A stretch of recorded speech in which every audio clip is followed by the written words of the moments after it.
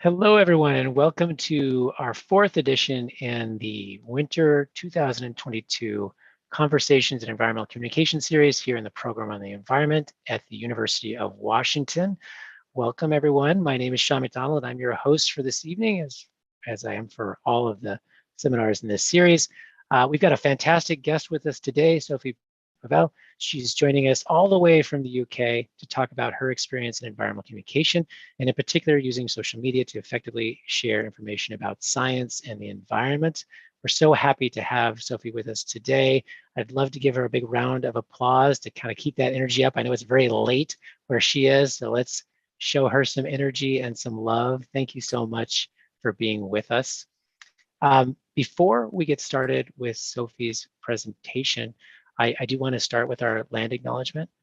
The University of Washington acknowledges the Coast Salish peoples of this land, the land which touches the shared waters of all tribes and bands within the Suquamish, Tulalip, and Muckleshoot nations. While we meet today on this virtual platform, I'd like to take a moment to acknowledge the importance of the lands which we each call home, no matter where you are calling in from on this Zoom. We do this to reaffirm our commitment and responsibility in improving relationships between nations and to improving our own understanding of local Indigenous peoples and their cultures, as well as their relationship to the land. So, very excited to have Sophie Pavel with us today. Her presentation, Breaking the Echo Chamber with Science Communication. Before I introduce her, I do want to just remind everyone that we'll have roughly 30 minutes for a presentation, and then we'll jump into an audience-driven Q&A. Folks on the Zoom, please feel free to use the chat function, and you can chat your questions, or you can raise your digital hand, and we'll call on you to ask your questions live. Folks joining us on YouTube can type their questions into the chat, and we'll read that to our speaker, read those questions to our speaker. And if you're joining us from YouTube, and even if you're not joining us from YouTube, please subscribe to our YouTube channel, click the little bell icon, and you'll get notified when we go live in the future. All right, so as I said, our guest today, Sophie Pavelle, her presentation, Breaking the Echo Chamber with Science Communication. Sophie is a writer and science communicator. She shares stories about British wildlife and conservation, putting a contemporary twist on natural history content and encouraging her followers to explore nature. An entertaining public speaker, Sophie presented a series of online films spotlighting England's rarest species as part of the RSPB's Back from the Brink project. Sophie is a communications coordinator for the Beaver Trust, an ambassador for the Wildlife Trust, and sits on the RSPB England Advisory Committee. Her writing has appeared in BBC Countryfile Magazine, BBC Wildlife, Coast, Devon Life, and Wildlife Watch, and she writes regular opinion pieces in the Metro. Her first book, Forget Me Not, Finding the Forgotten Species of Climate Change, is published in June of 2022 by Bloomsbury. I, of course, as part of this course, I was looking for someone who could speak about topics as diverse as using Instagram, YouTube, and Facebook, and other platforms to communicate about the environment and about science. And I came across one of Sophie's publications and thought that she would be a great guest for us today. So without further ado, I'd like to welcome her and give her another big round of applause. Let's do that, folks. Thank you so much. Wow. Sophie, the floor is yours. Thank you so much, Sean. What an introduction. I think that's the most generous 5 minutes that I've ever had. Thank you. It's such a pleasure to be here, and it's a real honor to be speaking with you all. Thank you so much for having me. So I probably will take maybe 25 to 30 minutes. But yes, as I said at the beginning, I like to leave lots of time for questions because I think that's the most rewarding part of the sessions where we kind of chat to each other. So I'm going to share my screen. Do shout if there's any problems, but we will get straight into it.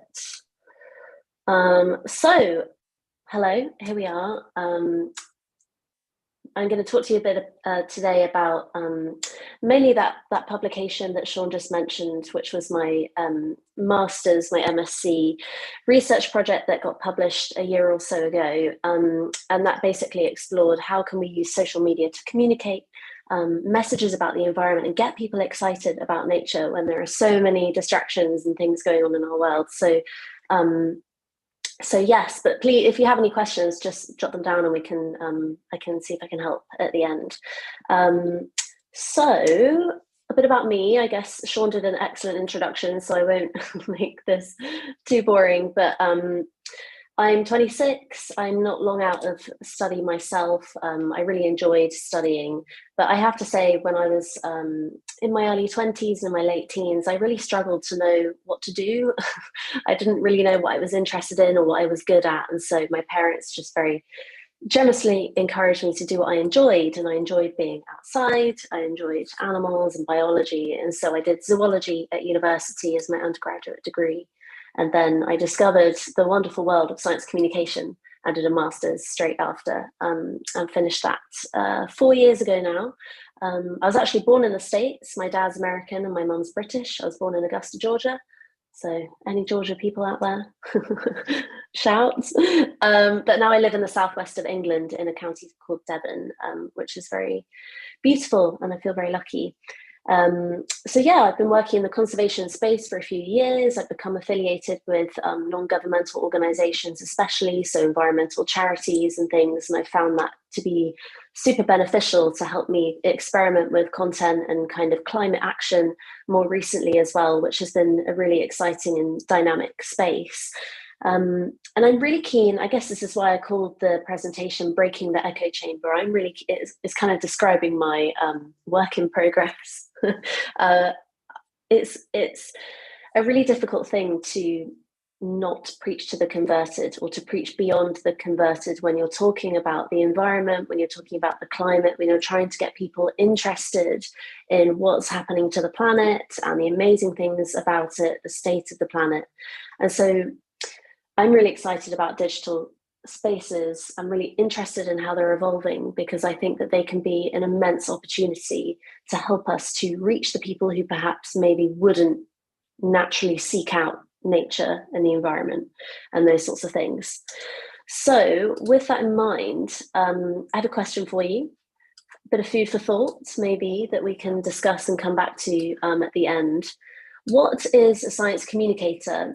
Now, this kind of came to me a week or so ago, because I was having a chat with somebody I work with, and I would have called them a science communicator, but she was like, oh, no, I'm not a science communicator because I'm not qualified in it. I don't have it on a piece of paper. And I was like, but that's ridiculous, because you communicate science every single day. And so, when I was at university in my undergrad, I didn't know what science communication was.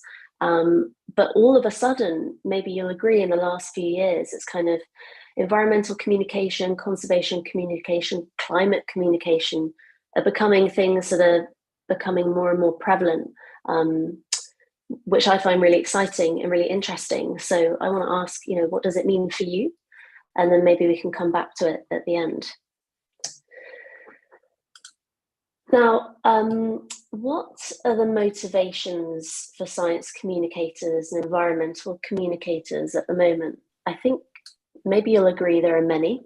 The world is not in a happy place at the moment, especially when we're looking at the environment. The UK, especially where I'm based, is one of the most nature depleted countries in the world. 1 in 7 species that we have here are at risk of extinction.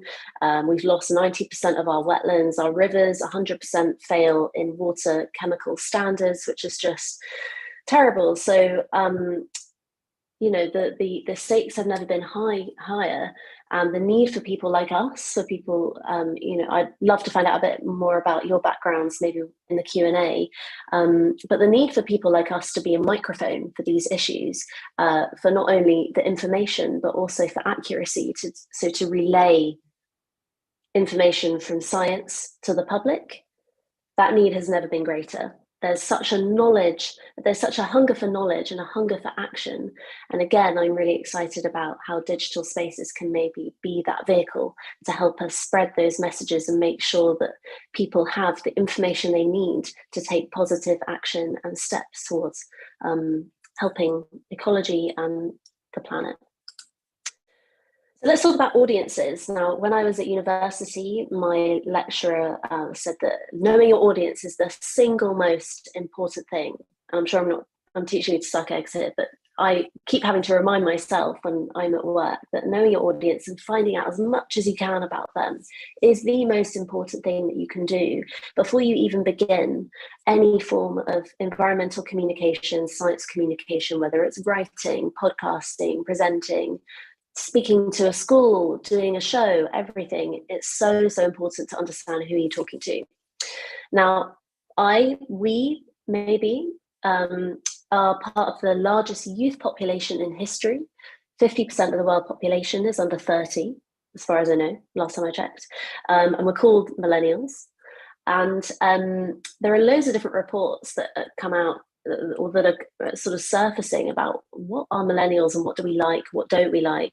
You know, we love social media, apparently. I'm sure many of you have quite an addictive relationship with your phone. I know that I saw the other day, I think a friend sent it to me. You can get these like smartphone safes where you can lock your iPhone away for like hours at a time because they're so distracting. So if you like are so distracted when you're working, you have to lock it away in a safe so you don't look at it. Like I certainly have my phone on me most of the times. But just to highlight, I know that there's a huge multifaceted audience online.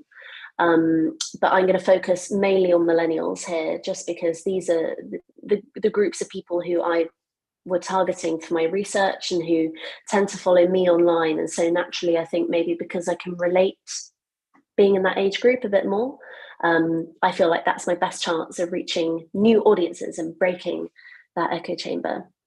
And interestingly, there's a growing use of social media being a preferred tool to find out information, to look at news, to look at the headlines.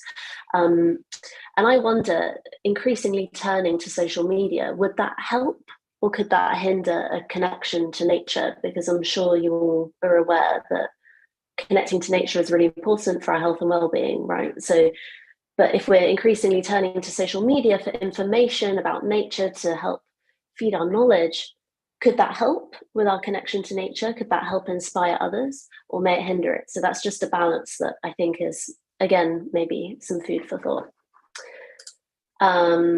So personally, I'm fascinated by this connection to nature. What motivates it? What do we get out of it? Why is it essential?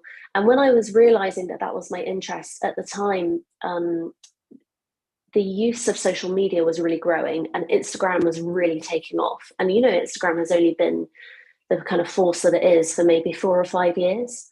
And it's crazy how much it's evolved and how much it's taken over our lives. And so they were kind of, for me, peaking at the same kind of time. And so I was wondering whether conservation and social media could kind of grow together and have an interesting relationship.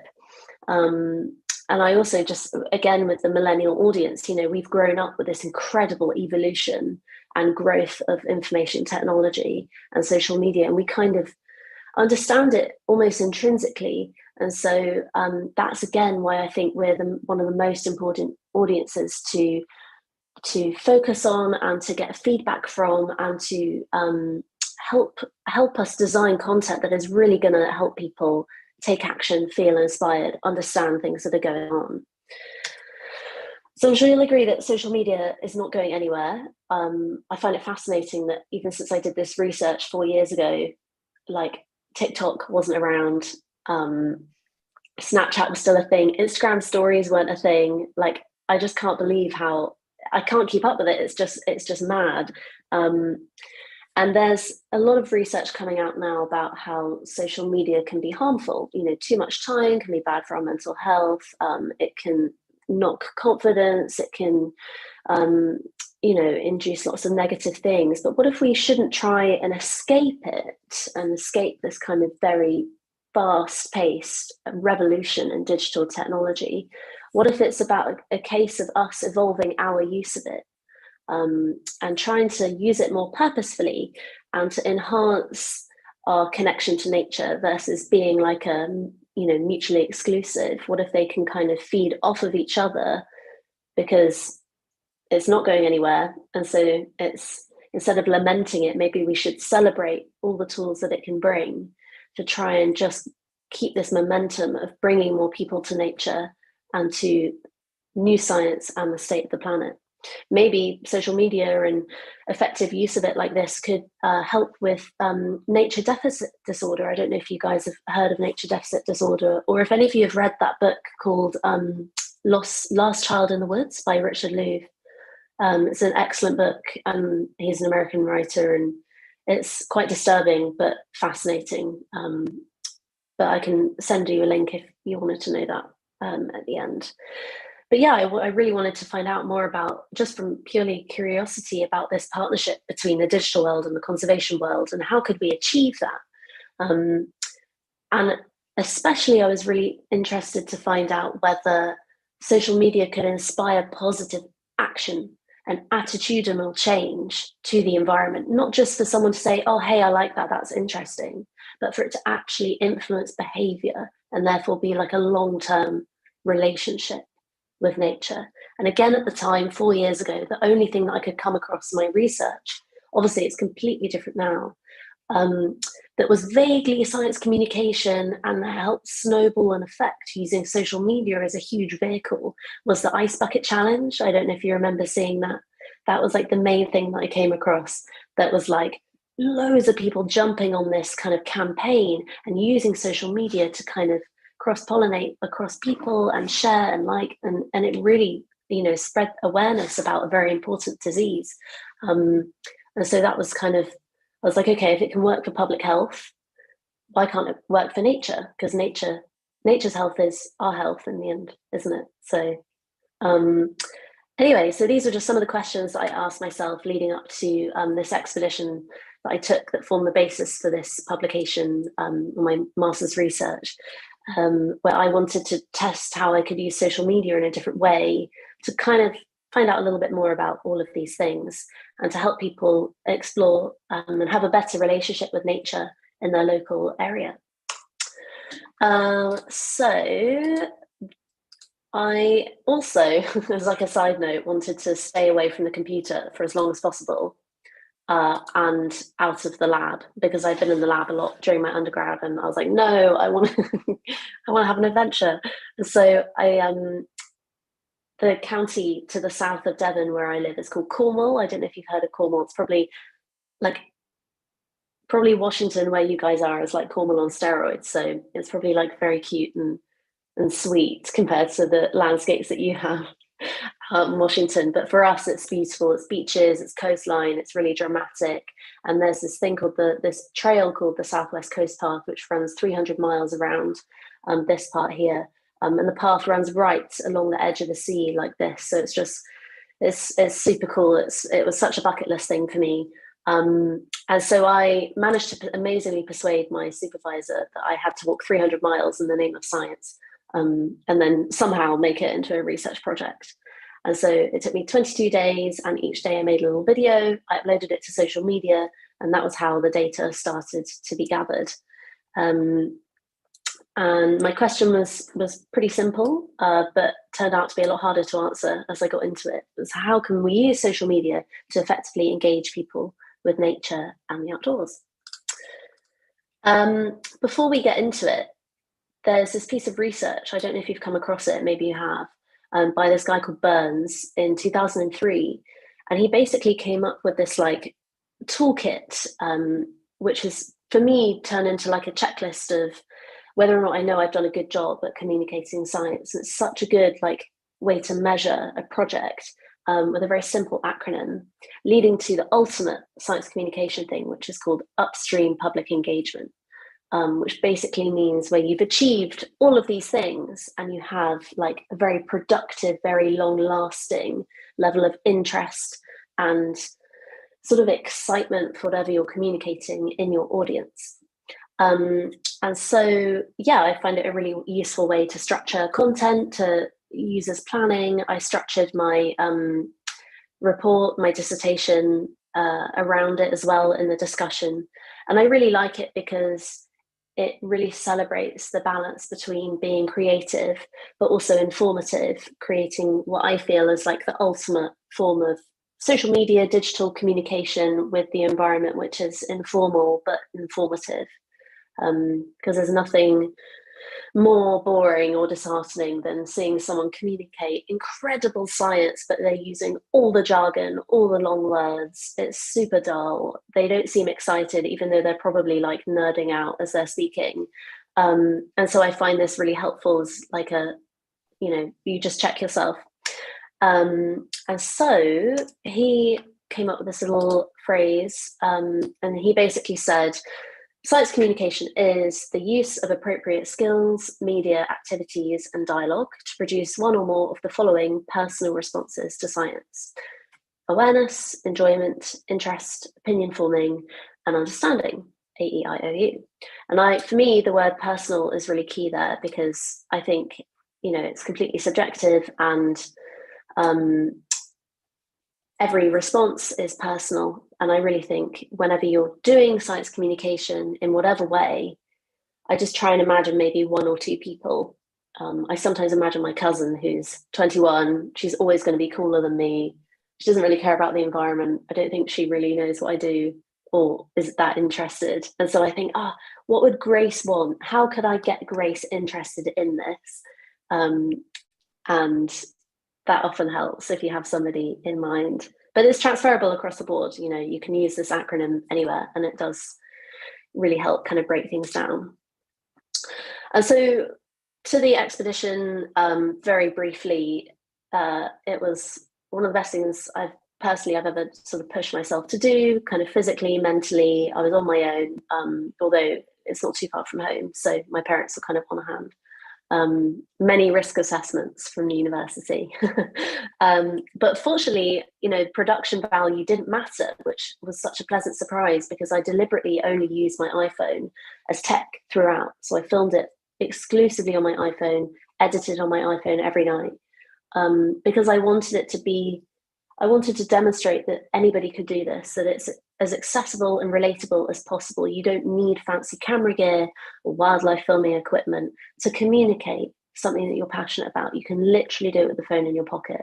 And ever since I've done this, it's become even easier to do that because of better cameras, better phones, software, everything. And also on social media, people don't really care about the production value.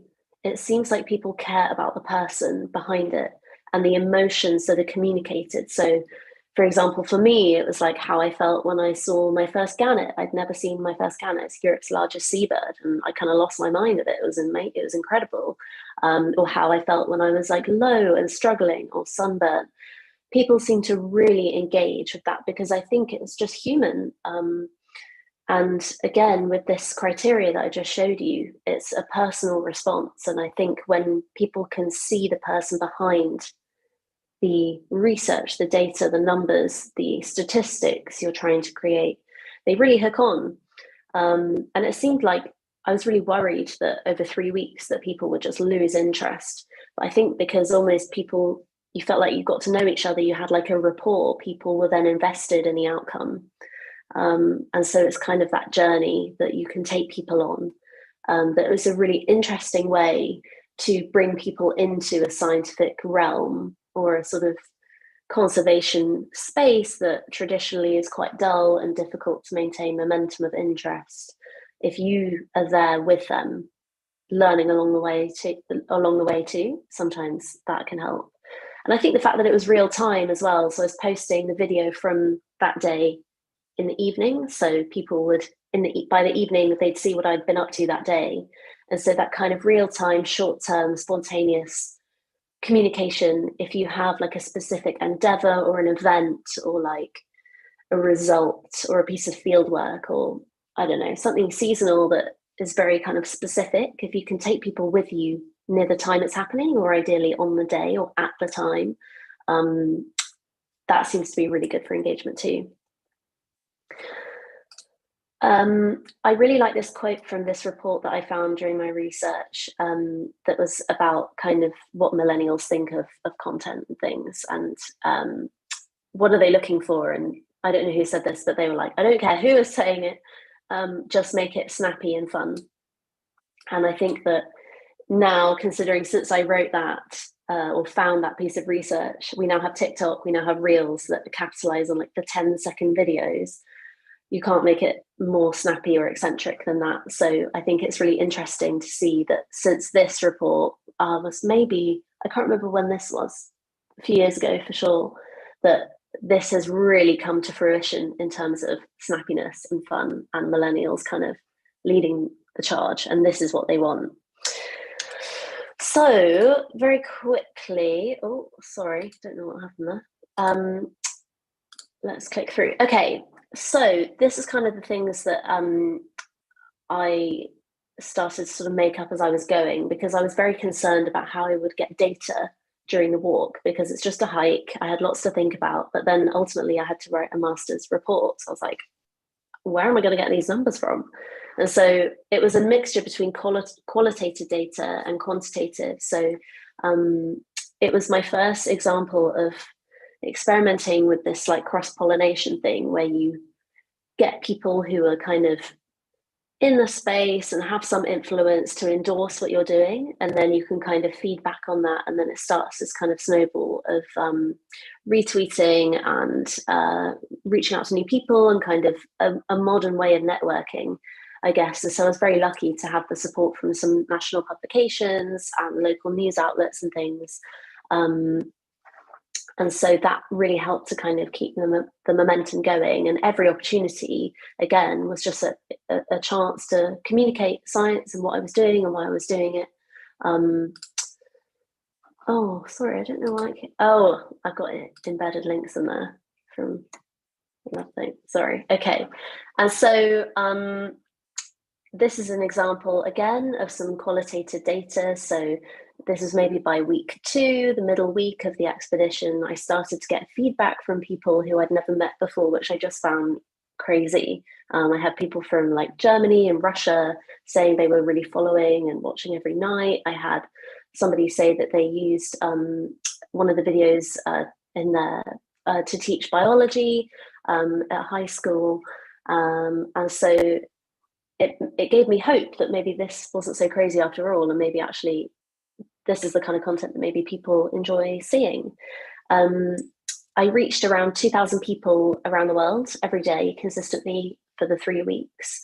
And part of this was a poster. I must give a shout out to my supervisor, Claire Wilkinson, who co-authored the paper with me, because without her and her confidence and support in allowing me to do a crazy thing, I would not be doing what I'm doing now, that's for sure. So big up, Claire. And so, yeah, one of the big things here was just, again, that participation in a narrative. People wanted to be part of the story, and they wanted to know how it ended. And structuring it as a narrative with kind of a beginning, middle, end, like every good story, helped people to be part of the journey, which ended up, that was more on reflection actually, as opposed to being an intentional way of structuring it. But now kind of, looking back, that seemed to be a good thing. And so the results were gathered by many different ways. So one of the ways was by an online survey, where I released it after I finished to find out what people really thought, the people who had joined. And it was really encouraging. An overwhelming percentage thought that social media was effective for this expedition. A lot of people liked the video vlog content the most. But what I was most interested in were the people who had never used social media before, and then all of a sudden were coming on, signing up with social media just to engage with what I was doing. So a huge percentage had never used Twitter, and then really encouragingly, the majority of people decided or discovered maybe that they had an appetite for this, and that they would want to see this again, which was very cool for me.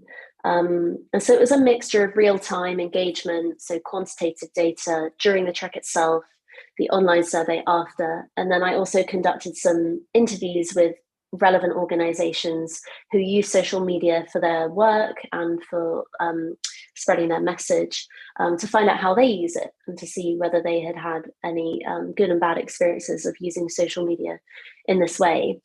And so, yeah, I was really pleased that people were receptive to this content.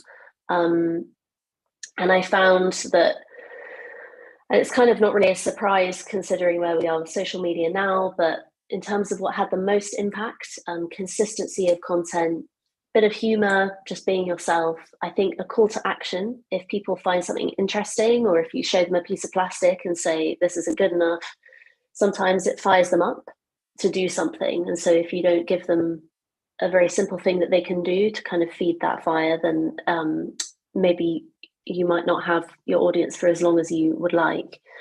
Pace was really important. My videos were quite long to start with, and then I tried to shorten them because I realized that actually people just want really fast pace, quick content, because, you know, everyone's busy and they just want the kind of bare essentials. They want positivity, they want relevance, they want to feel like they're speaking to just a normal person. And yeah, authenticity. I think everybody's voice is their USP. And I really endorse that. I think it helps save a lot of anxiety when we're trying to figure out why people aren't engaging. Maybe it's because we're not being ourselves. But yeah, I think, again, just to move back to the top here, consistency is so important. I think once you kind of decide on your theme for your content, whether it is for an event, a talk, presentation, a new Instagram account, if you're consistent with the quality and the kind of message you're putting across, or the way that you're communicating it, people will sign up to that. And if they don't get it, for, you know, they have 1 week of getting it, great, it's really consistent. The next week it feels a bit off, you may lose them. So unfortunately, there's a bit of a demanding space, but the main thing is, I found, try not to put yourself under too much pressure to meet all of these. You're only human. So that was kind of my introduction to science communication, and I was hooked because I had so many questions that I still wanted to answer, and I had so many things that I wanted to experiment with. And so my next project has been working for Beaver Trust, which has been amazing. You guys in the States are way ahead of the UK in your journey with beavers. So it's a very exciting time for us right now, because there are still a lot of people who aren't happy with beavers being back. So trying to communicate the science well and bust many myths about beavers during this time is very interesting and a good challenge for me. And then also writing. I've spent the last year during COVID, unintentionally during COVID, it was planned before, writing my first book, which is low carbon travel around the UK, trying to find endangered species that are on the front line of climate change. And so in terms of my kind of the biggest challenge for environmental communication for me has definitely been that. But I definitely think a lot of the lessons that I learned during my early research, during my study, has really helped give me the confidence and kind of inform this next project. So yeah, that's kind of it really from me. And just to open up the floor up to this question once again, what is a science communicator? What is science communication in 2022? What does it look like? So yeah, that's my presentation done, and I can't wait to answer your questions. Thank you. Great. Thank you so much, Sophie. That was fantastic. I'll just lead everyone in one more round of applause, both digital and live. Thank you. Shall I stop my screen? You know, actually, that might be good. That way we can see you and see everybody else make you larger. Yeah, I can see you. Yes. Okay. Well, I would at this point love to encourage folks to ask questions. As I said before, folks on the Zoom can either use the chat or raise their digital hands, and we'll call on them live. Folks on YouTube can certainly use the chat there to ask their questions. I will start with one early one that was actually in the chat while you were giving your presentation. Here's one just to get us started. So, and this is sort of an interesting side note, but for safety reasons, were you ever worried about sharing your location each day while you were uploading your vlogs? Because of course, in this day and age, sharing your location with a broad audience, was that something that was challenging for you or concern? It's a really good question, and it was definitely a concern for the university and my parents. And so the way we mitigated against that was I never actually publicised my route.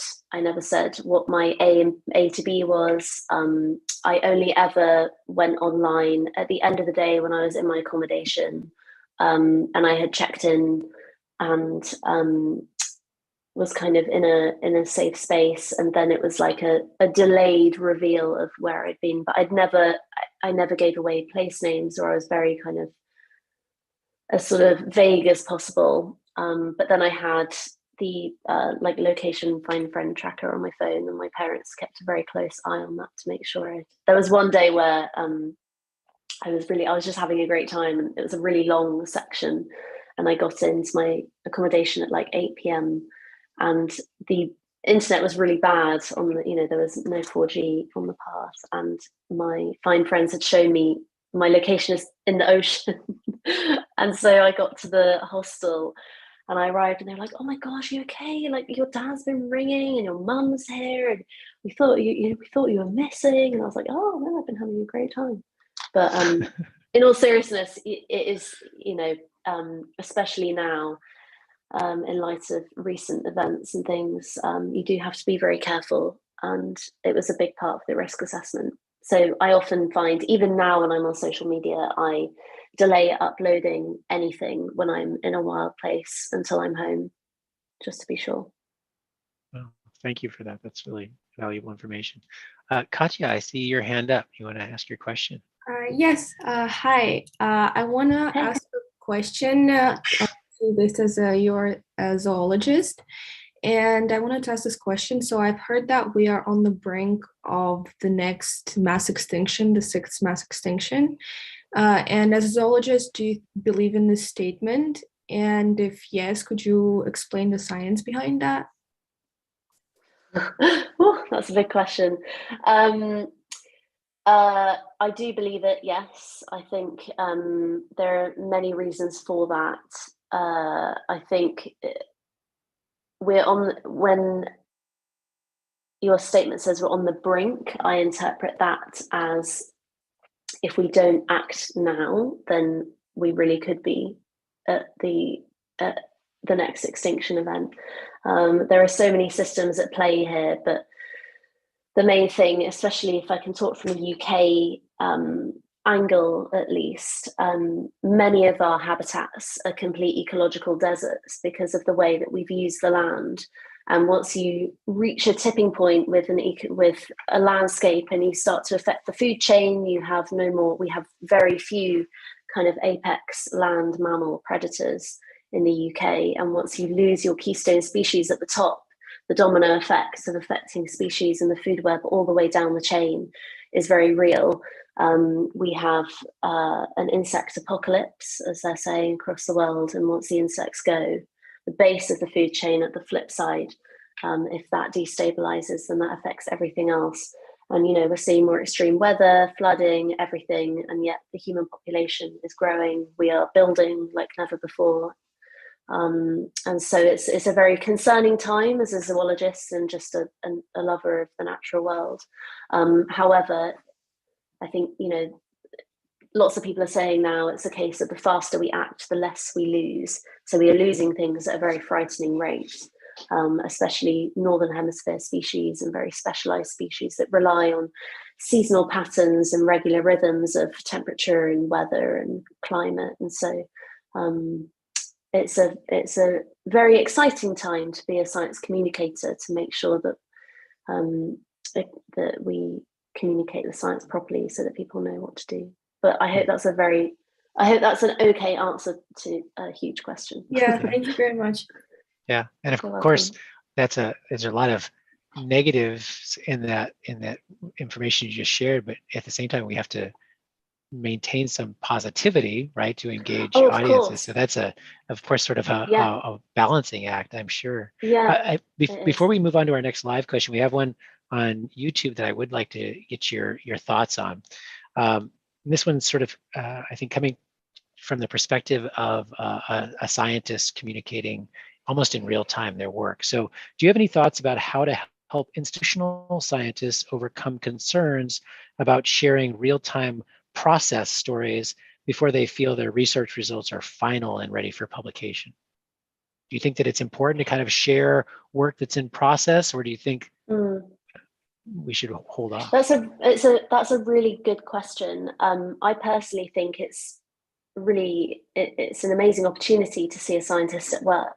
And I think if I was at school and I was younger and I was able to have access to, I don't know, a day in the life of somebody doing something cool in a lab, I think that would have fired me up about science a lot. And I think it maybe makes it, maybe smashes some stereotypes that people might have about, this is what a scientist looks like. If they see somebody who maybe looks like them dressed up in a lab doing cool things, maybe that might make them feel seen and like science is accessible to them too. And, you have to, obviously there's things that you probably can't share, but if you can communicate maybe what you're doing and like the gist of your day and why you're doing it, I think the why is really key. I think it would be awesome to see the process. Yeah, it reminds me, as you discussed in your presentation, the idea of taking your followers on a journey and having a start, a beginning, and an end, and sort of in the same way that we could sort of tell a scientific story with it, and sure. taking the audience. And it doesn't have to succeed, you can fail. I failed epically on my journey, but people are there with you. And I think if they're just invested in the process and kind of, if you're really passionate about it, that's infectious. So whether you succeed or fail, I think having taken people with you, if you have inspired one person on that journey, I think you've done a good job. Yeah, fantastic. Thank you. Lucy, I see your hand up. Yeah, hi. I was wondering if have you found that growing up and living in the places that you then kind of go on to study, has that given you a unique perspective that helps you better communicate science on those places? That's such a nice question. Yes, I would say. I think growing up here in this part of England, but then being lucky enough to travel around a lot of Great Britain, I think has given me a very personal connection to it. And I have so many memories of, childhood holidays and things. And so when you see those areas that you once grew up running around in, at risk of changing because of the climate and because of human interaction and everything and human influence, then, you're going to be, you care about the things you love, right? So I think it helps, as I found during my project, people connect to the personal, people connect to the emotion.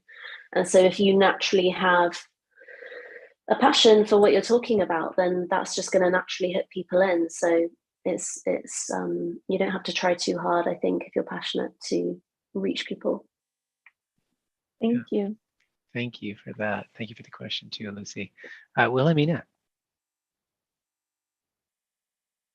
Yes, I was wondering, do you have a formula of how you choose what thumbnail to use and how to name your videos to kind of get people interested? That is a good question. I actually didn't know that you could upload your own thumbnail because I was doing it all on my phone and I'd never used YouTube before.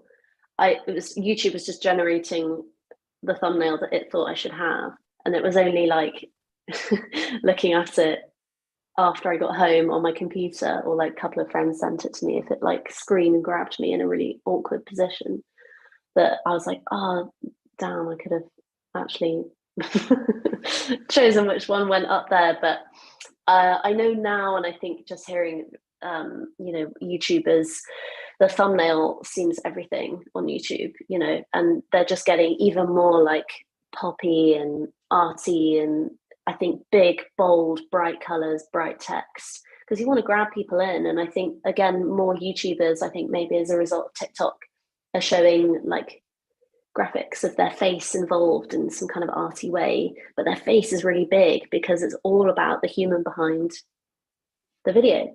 And again, I think it just stems back to the human connection that people can form, and making science personal and not just like this sort of entity that is intimidating and confusing. Yeah, thank you for that. Anne. Yes, hi. Thank you so much for sharing your thoughts. You're welcome. I could see that you post on many different social media, and I was just wondering if you differentiate about these social media between how you interact with them and what kind of content you share there. That's a really good question, and one that in my job at Beaver Trust, we have to think about really carefully, because the people who go on Twitter and not, or who are very regular posters on Twitter, are not necessarily the same people who are on Instagram. So Twitter, I found, tends to be a little bit more serious. It's often really good for professional networking. I've had loads of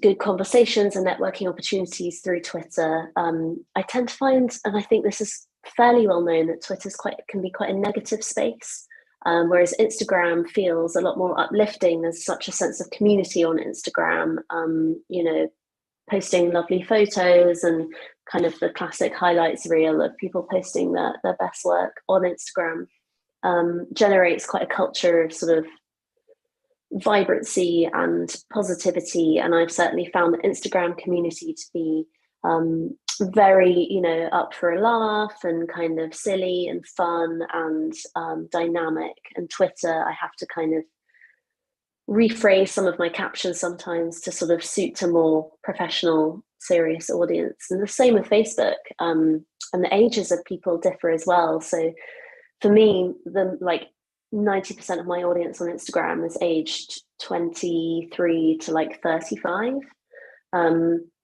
On Twitter, it's roughly the same, but on Facebook, it's much older. And so it's interesting to try and think about, okay, put yourself in those people's shoes. What is it they would like to see? Would they like to see a really silly video today, or would they probably like to actually have an interesting article and something to digest over their morning coffee versus like a meme? That makes sense. I hope that helps. But there's tons of research out there now saying, you know, what the differences between each platforms are and kind of what people want. But it seems to change a lot. Yeah. Thank you, Sophie. That fits so well with what we've been talking about in class this week. It's almost like a plan list. But you know, I'd like to bring in a couple of questions from the chat real quick before we move on to the live questions. These two kind of go together well. Maddie asks, in terms of your Sophie's Wild Cornwall series, did you plan out your content that you were going to create for the day, or was that mostly improvised? And I guess going along with this is Simone's question. Did you have any main scientific or environmental themes or topics that you were communicating throughout your journey? So how much did you plan versus how much sort of just happened spontaneously? Really good questions.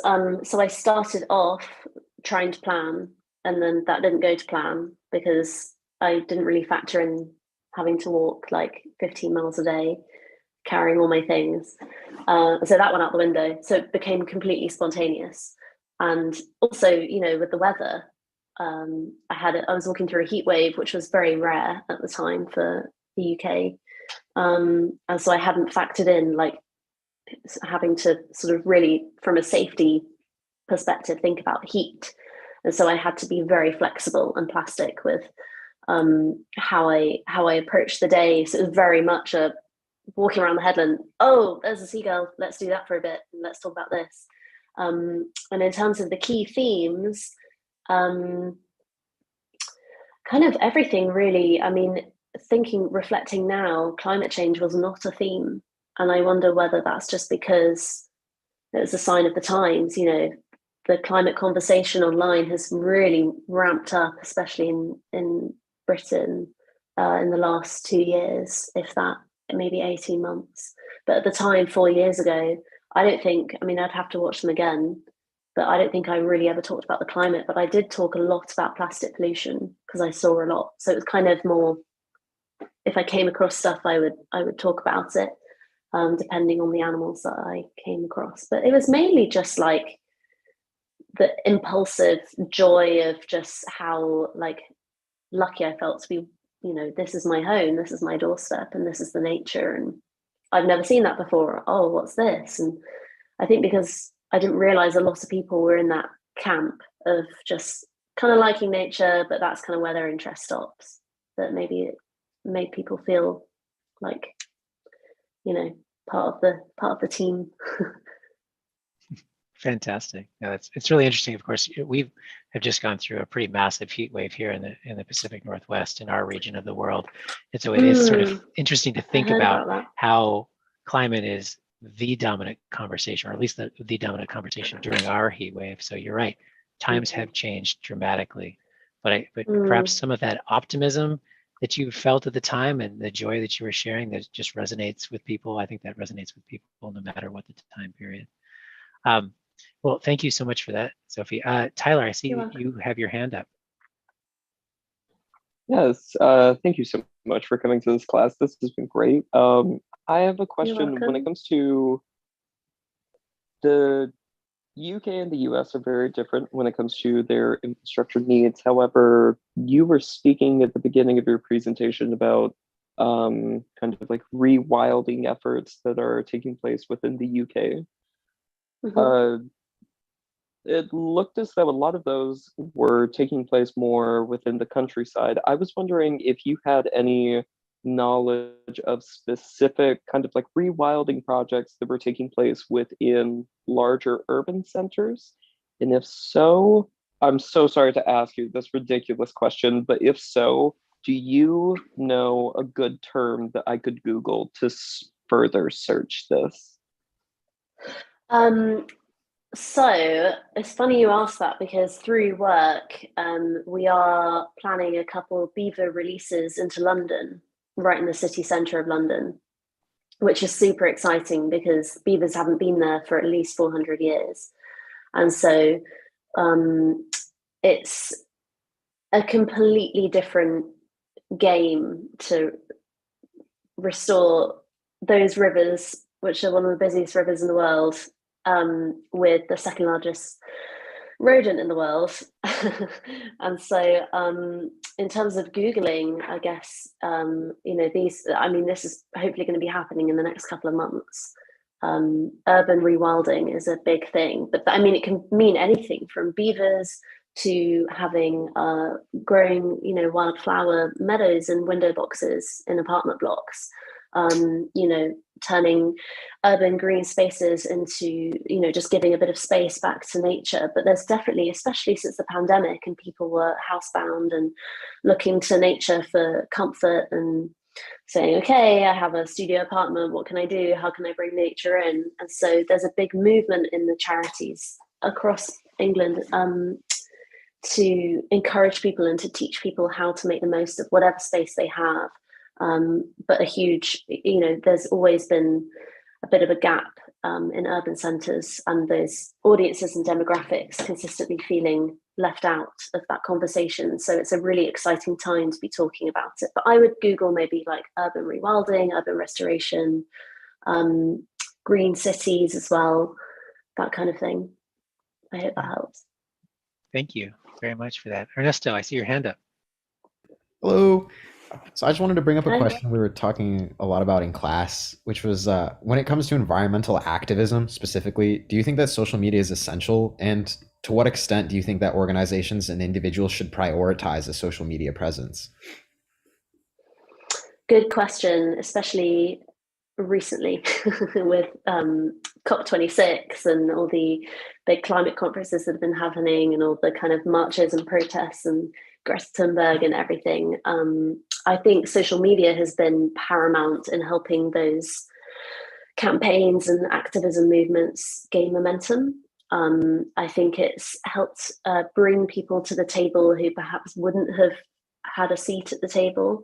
I think and I've said this in other workshops and things that I've been to before, I think if an organization has any vague agenda now, any message they want to communicate, any mission, they must be on social media in some way, even if it's Twitter, even if they tweet once a week. If that's a good tweet, that's going to be a lot more effective for engagement than posting a mediocre tweet every single day and feeling pressured to do that.